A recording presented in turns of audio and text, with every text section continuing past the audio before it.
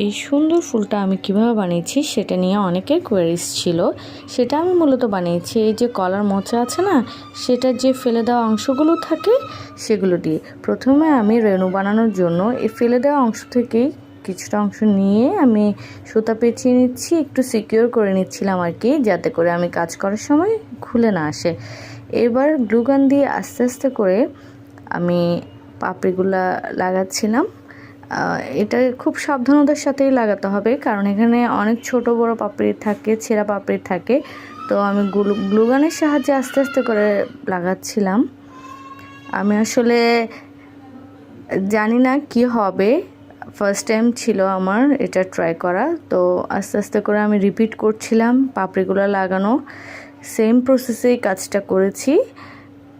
আস্তে আস্তে লাগাতে লাগাতে এই লুকটা আসলো। আমি তো ফাইনাল লুক দেখে নিজেই